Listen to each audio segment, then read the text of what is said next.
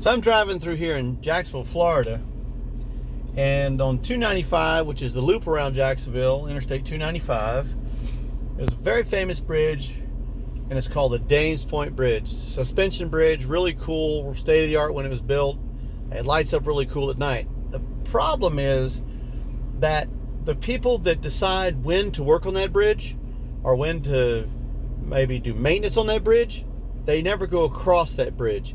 And because of that, they pick at 1 o'clock in the afternoon to quarantine off 2 of the 3 lanes northbound, and which means there's only 1 lane.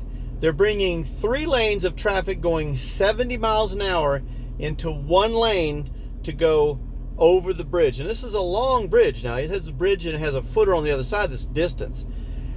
So when I go across there, going the opposite direction, thank goodness, going northbound, I see this. But then as I'm looking, I see cone after cone on the left side there on the southbound lanes, and 2 lanes blocked off, and didn't see any workers. There's no truck, there's no nothing.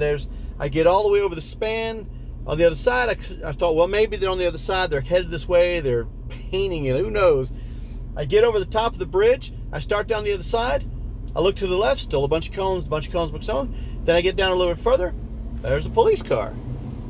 The police car with its lights on to prevent people from, getting in those 2 lanes, and to make sure they recognize, hey, there's cones in the way right here, so we shouldn't go this way, right? But nobody's working on the bridge. Nothing's happening on the bridge. There was no signs of workers, no workers' trucks. They weren't like taking lunch. There was no netting. There was no ladders. There was no anything, nothing showing that they were working on this bridge.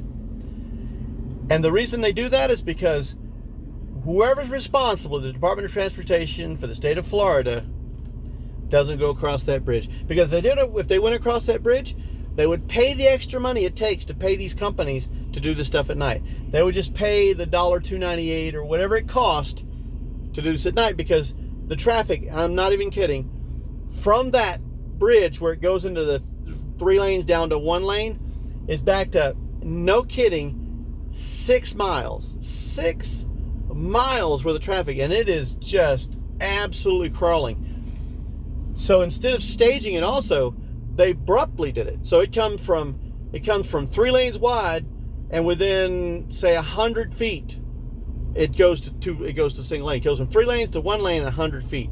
So what happens? All these people, and there's an overpass not far from that, so there's people in that lane, they don't know what's coming, and all of a sudden they come over the rise, and there it is stopped. And so that backed everything up, and now it's backed up 6 miles and counting. It's probably going to go further than that, because this is a very heavily traveled corridor. And it all comes down to what I said before, and that is, if somebody worked at the Department of Transportation and they had to cross that bridge.